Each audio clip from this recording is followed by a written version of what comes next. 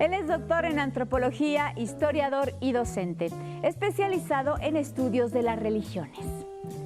Nacido en Argentina, se nacionalizó como mexicano al asumir su compromiso y amor por nuestro país y su gente.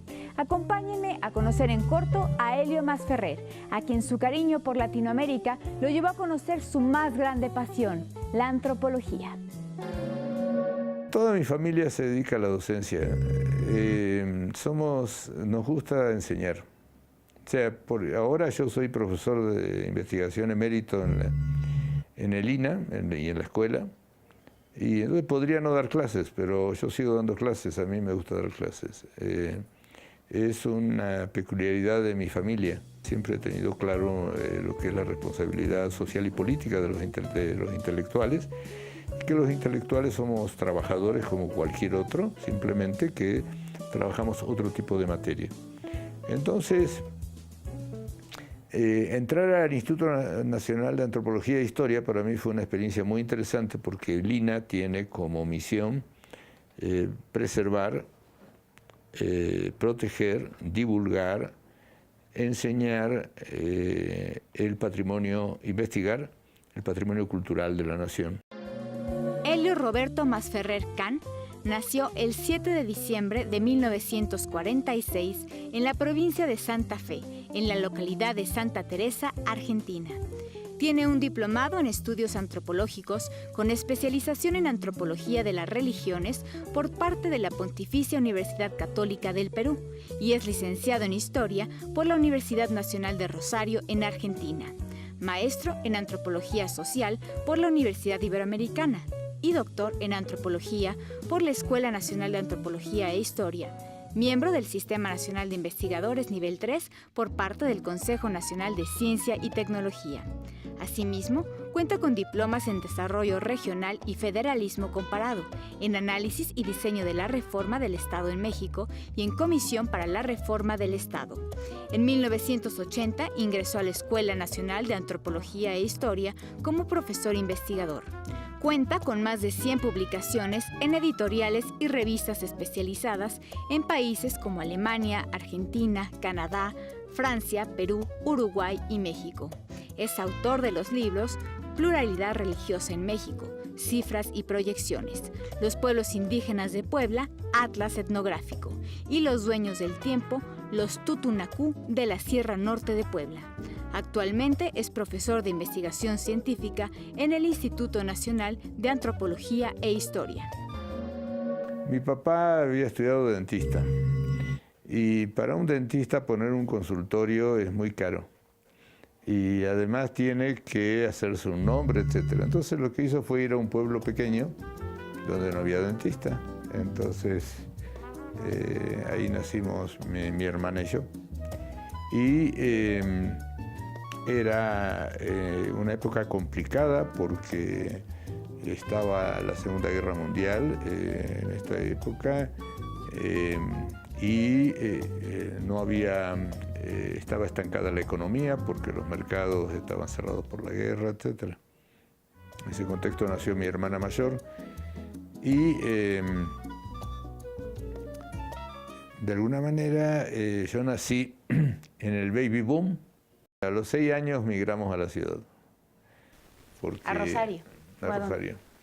Sí, fuimos a Rosario porque mis padres querían que tuviéramos una escuela mejor, etc. Y entonces nos mudamos a Rosario, pero seguía mi padre yendo al pueblo, ahí tenía su consultorio, etc. Y entonces yo seguía yendo al pueblo y ahí tenía mis amigos, etcétera, ¿no? Quizá eso haya influido en eso y otras variables en haber estudiado antropología, donde el oficio del antropólogo está muy centrado en entrevistas en corto, poder ubicarse en comunidades e interactuar rápido, etcétera, ¿no? Entonces, en cambio, muchas veces los sociólogos son más generalistas, tienen menos preocupación o interés en un contacto cara a cara con la gente, ¿no? En cambio, ahí en el pueblo usted aprendía a hablar con todo el mundo. Helio vivió una infancia normal a pesar de su contexto histórico. Vivir en un pueblo pequeño y convivir día a día con la gente influyó en su vocación por la antropología. Helio recuerda que la política siempre estuvo presente en su familia. Además de que sus padres lo acercaron a conocer su entorno político, vivió las consecuencias de la Segunda Guerra Mundial y un golpe de Estado en su país. Bueno, mi familia era una familia muy politizada. Nosotros, de niños, conocíamos el estado de la situación política nacional e internacional. Leíamos periódicos, yo leo periódicos desde los 11 años. La coyuntura política en Argentina se iba acabando, había un proceso, o sea, en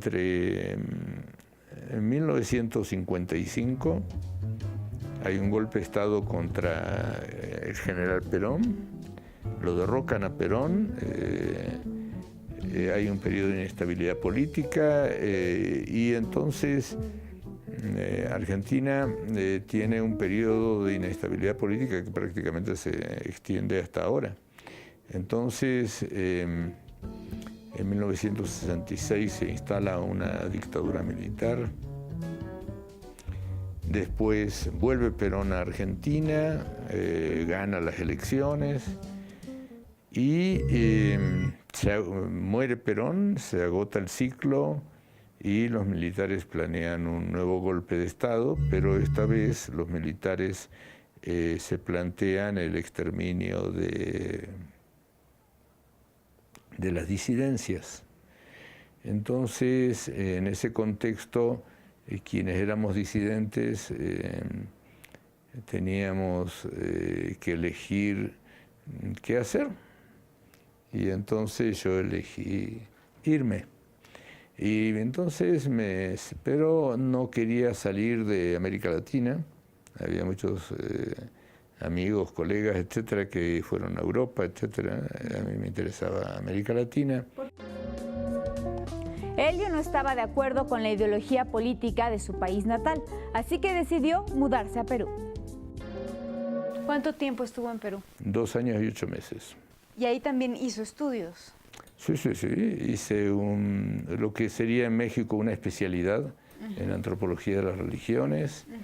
Hice un estudio sobre los complejos pesqueros y el consumo de pescado en el centro de Perú, que el pescado es la principal fuente de proteína de Perú, ¿no? Y que a mí me permitió eso conocer gran parte de la estructura económica y social de Lima y la costa y la selva del centro del Perú. Y también yo en Argentina había estudiado pescadores, pero eran pescadores de río, y entonces ahí pude estudiar pescadores de mar, cómo se concentraba el control del pescado, etcétera. Quizás sea un tema más para gente que vive en Veracruz. La familia Masferrer no era practicante de ninguna religión. Sin embargo, le inculcaron la tolerancia religiosa y la búsqueda de conocimiento. Esto lo llevó a tener profundos debates con diferentes grupos católicos. Ahí lo que me especialicé es en antropología de las religiones y en antropología andina, porque en Argentina yo había participado de grupos de diálogos entre católicos y marxistas. Yo era el único marxista que iba a esos diálogos porque mi familia no era católica, no era practicante de ninguna religión, y entonces yo no estaba bautizado, pero la mayor parte de los amigos que participaban de este tipo de grupos políticos de izquierda eran todos, podríamos decir, conversos, o sea, todos habían sido católicos, habían sido bautizados, confirmados, lo que usted quiera, y entonces no querían ir a dialogar con los católicos porque ellos estaban enojados con estos otros, ¿no? Yo, como no tenía nada que ver en la película, y entonces me pasé 3 años dialogando con los católicos, haciendo trabajo de campo con ellos, bueno, yo hacía trabajo de campo, ellos iban a hacer militancia en ciudades perdidas, en lugares, en villas miserias, se dice en Argentina. Entonces, a mí me permitió, era un grupo, podríamos decir, de élite católica, participaba el secretario del obispo, líderes laicos, etcétera, ¿no? Y yo era un chamaco, ¿no? Tenía 19 años, y prácticamente los 8 o 9 años yo ya tenía claro que habían distintas religiones. Entonces, pero mis padres nos ponían a leer la Biblia porque ellos decían 2 cosas. La mayor parte de este país son cristianos de distinto tipo y entonces tú tienes que conocer qué doctrina tienen estos otros, ¿no? Y además, en esa época los católicos no podían leer la Biblia, sino era con un permiso especial del obispo, era una cosa que venía del Concilio de Trento, la Reforma Luterana, etcétera, en que los católicos no consultaban la Biblia, que lo que hacían era trabajar otro tipo de cosas. Entonces, era un poco curioso porque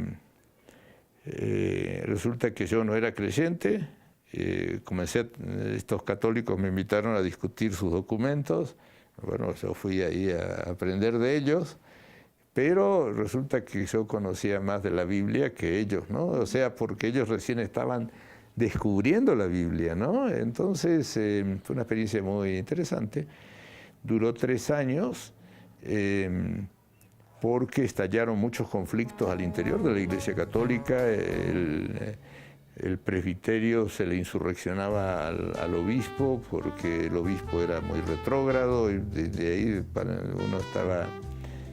Entonces yo soy testigo de alguna manera del surgimiento del movimiento de sacerdotes por el tercer mundo, que luego se transformaría en las corrientes de la teología de la liberación latinoamericana. O sea, entonces para mí fue una experiencia muy interesante porque yo pude ver todas las secuencias y cómo llegaban a la Biblia y leían el Éxodo y que cuando los judíos salen de la esclavitud del faraón y bla, bla, bla.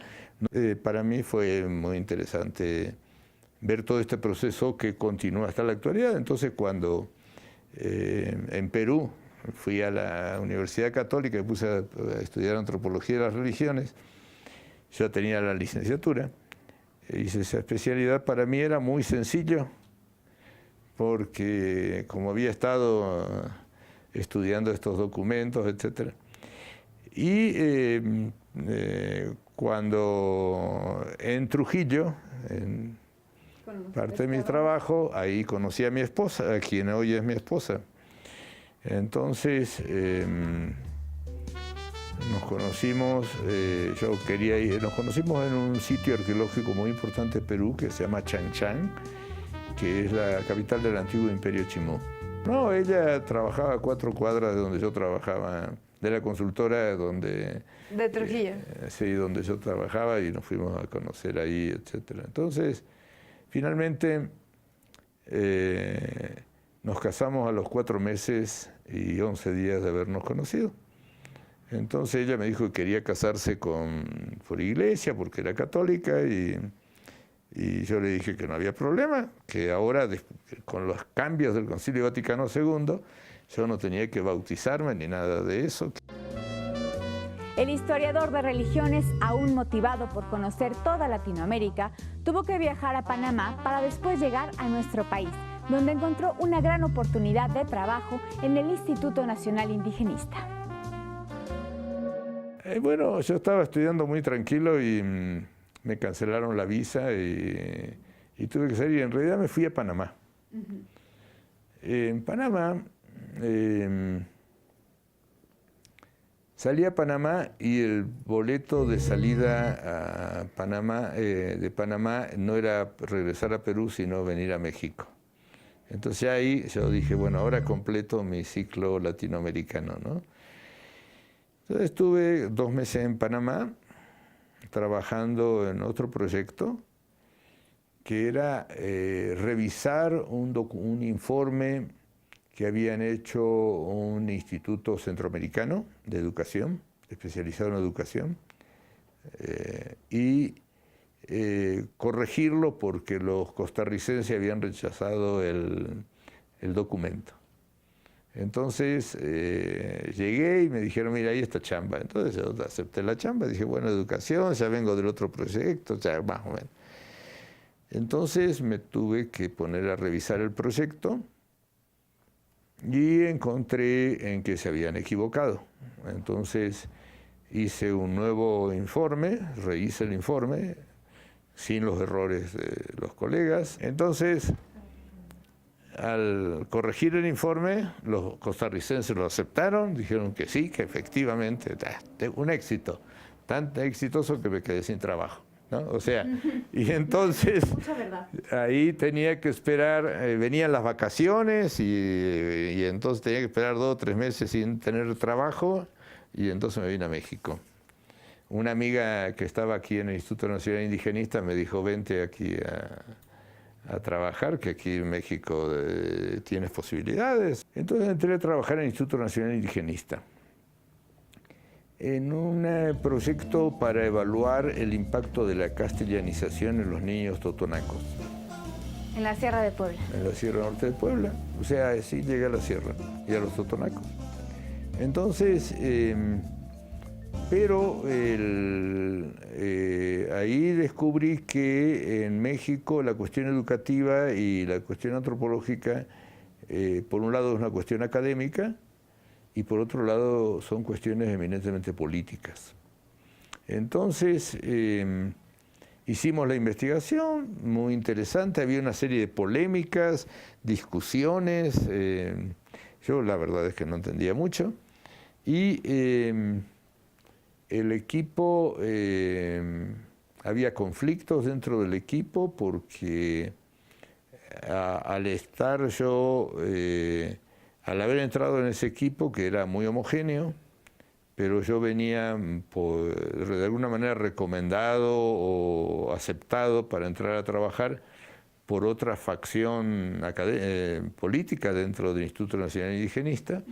Entonces estos estaban enojados conmigo y tampoco yo entendí, bueno, sí entendía el conflicto, pero mi opinión es que no era para tanto. Finalmente el grupo no se disolvió, sino que del Instituto Nacional Indigenista pasó a la Dirección General de Educación Indígena.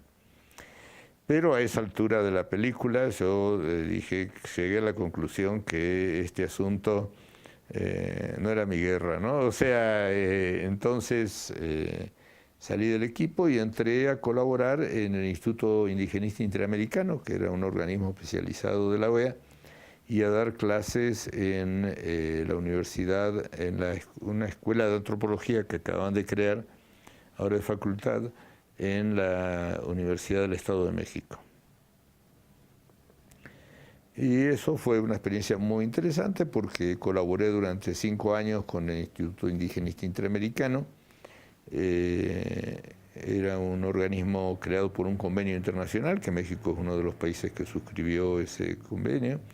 El instituto fue creado en el marco del cardenismo, etcétera, en el Congreso de Pátzcuaro en 1940. Y entonces eso me permitió tener una dimensión internacional del asunto. Y el trabajo en esta Escuela de Antropología del Estado de México, a mí me pidieron que trabajara teoría antropológica y cuestiones agrarias, y entonces me permitió recorrer todo el Estado de México, bueno, no todo, pero una parte interesante del Estado, con mis alumnos, que muchos eran de comunidades locales, entonces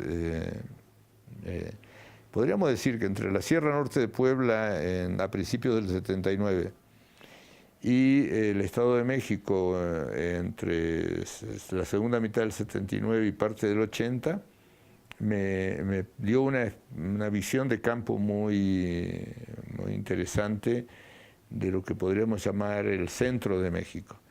Y esto era una situación, en ese momento la antropología mexicana estaba centrado o en la Tarahumara, o en Michoacán, o en Chiapas y Oaxaca.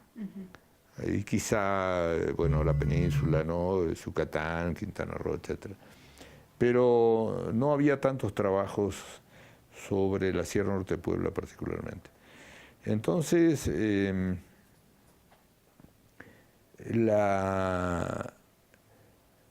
ese contexto, en marzo por ahí del 80 ya, se abrió un concurso en la Escuela Nacional de Antropología e Historia. Y entonces me presenté a ese concurso, nunca había dado clase en la... ¿Los de oposición? Sí, oposición, antecedentes, todo, un concurso. Pero había una situación muy peculiar, y era que la antropología mexicana en esa época, en principio, los antropólogos mexicanos no querían trabajar en la docencia ni en el Instituto Nacional de Antropología, porque si trabajaban fuera del instituto podían ganar 4 veces más que en el instituto. Había proyectos muy interesantes de desarrollo, los programas PIDER, bueno, una serie de cosas. Y entonces en la escuela había más profesores extranjeros dando clases que mexicanos. Durante los años 70, después del 68, hubo un proceso muy complejo de politización y de crítica de la antropología tradicional, y se estaba tratando de desarrollar una antropología marxista. El proyecto de desarrollar una antropología marxista, de alguna manera, se había estancado, y entonces los antropólogos mexicanos querían que vinieran profesores que le dieran las corrientes clásicas de la antropología. Pero tenían pocos... Bueno, había muchos mexicanos que conocían las corrientes clásicas de la antropología, pero no estaban dispuestos a ir a dar clases a la escuela de antropología porque no les pagaban muy bien. Entonces ahí caíamos los extranjeros. La familia de Helio, como su abuelo y su padre, se han dedicado a la docencia. Explica que él no la ejerce por tradición, sino por su posición política y por el compromiso de llevar la educación a todos los sectores de la sociedad. Este mismo compromiso lo llevó a nacionalizarse como mexicano. Siempre hemos tenido, yo por lo menos personalmente, una responsabilidad en devolver la información a las comunidades, etcétera, ¿no? O sea, el libro que saqué sobre los totonacos, los dueños del tiempo, los totonacú de la Sierra Norte de Puebla, yo organicé con mis contactos en la sierra alrededor de 15 presentaciones en las comunidades de la sierra, y el libro se agotó vendiéndolo en las comunidades indígenas, etcétera. Y muchos maestros bilingües de la Sierra Norte de Puebla utilizan mi libro como texto para dar el curso de realidad regional, no me acuerdo cómo se llama, ¿no? Tenía que asumir mi compromiso con México, no solo a un nivel de investigación, de formación de gente, sino también desde una perspectiva política, y por eso entonces consideré que tenía que asumir la nacionalidad mexicana. Masferrer ha tenido grandes logros académicos. Es presidente de la Sociedad Latinoamericana para Estudios de las Religiones. Ofrece conferencias sobre temas religiosos en Europa, Norteamérica y América Latina. Además de esto, ha tenido otras grandes satisfacciones. poder hacer cosas que mis padres hubieran querido hacer y no pudieron hacer. Otra es tener una pareja. Yo tengo 42 años, voy a cumplir 42, tengo 41 años de casado. Y después a nivel profesional, yo tengo 128 tesis dirigidas y aprobadas. Tengo publicaciones y todo eso, ¿no? Pero a mí me gusta dirigir tesis, dirigir investigaciones, ¿no? A nivel de lo que es la antropología de las religiones, yo he impulsado redes de investigadores a nivel nacional e internacional con estrategias y propuestas conceptuales propias, ¿no es cierto? Nuestra propia problematización en función de nuestros problemas y entender nuestras realidades, ¿no es cierto? O sea, en lo que yo trabajo, lo religioso, debemos entender la complejidad de las religiones en América Latina, pero proponiendo explicaciones que sean viables desde nuestra visión del mundo y no necesariamente enfoques eurocéntricos, etcétera, ¿no? Él es el doctor Helio Masferrer, antropólogo, historiador y docente, quien actualmente publicó el libro Lo religioso dentro de lo político, las elecciones de México 2018. Le agradezco mucho su compañía y le invito a nuestra próxima emisión de En Corto, donde platicaremos con otro mexicano destacado.